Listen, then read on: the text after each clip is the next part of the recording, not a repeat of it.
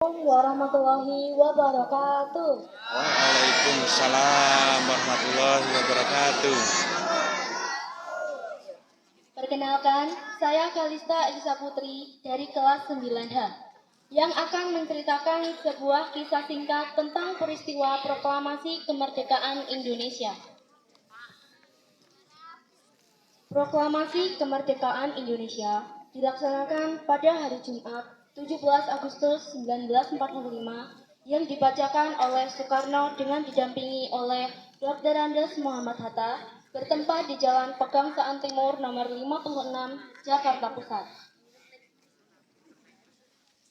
Sebelum proklamasi dilaksanakan, ada beberapa peristiwa cukup penting yang perlu kita ketahui, yaitu yang pertama, pada tanggal 6 Agustus 1945, sebuah bom atom dijatuhkan di atas kota Hiroshima, Jepang oleh Amerika Serikat yang mulai menurunkan moral semangat tentara Jepang di seluruh dunia.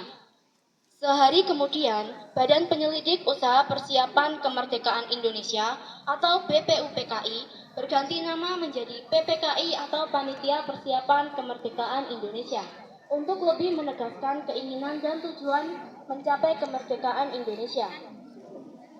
Yang kedua, pada tanggal 9 Agustus 1945, bom atom kedua dijatuhkan di atas Nagasaki sehingga menyebabkan Jepang menyerah kepada Amerika Serikat dan sekutunya. Momen ini pun dimanfaatkan oleh Indonesia untuk memproklamasikan kemerdekaannya. Soekarno, Hatta, selaku pimpinan PPKI dan Rajiman Weddiodiningrat sebagai mantan ketua BPUPKI, diterbangkan ke Dalat 250 km di sebelah timur Laut Saigon, Vietnam, untuk bertemu Marsekal Terauchi. Mereka dikabarkan bahwa pasukan Jepang sedang diambang kekalahan dan akan memberikan kemerdekaan kepada Indonesia. Sementara itu, di Indonesia, pada tanggal 10 Agustus 1945, Sultan Syahrir telah mendengar berita lewat radio bahwa Jepang telah menyerah kepada sekutu. Para pejuang bawah tanah bersiap-siap memproklamasikan kemerdekaan Republik Indonesia dan menolak bentuk kemerdekaan yang diberikan Jepang sebagai hadiah.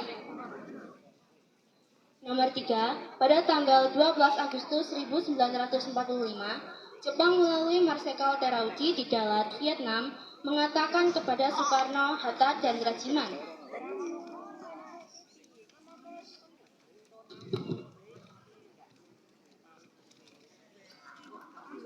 bahwa pemerintah Jepang akan segera memberikan kemerdekaan kepada Indonesia dan proklamasi kemerdekaan dapat dilaksanakan dalam beberapa hari.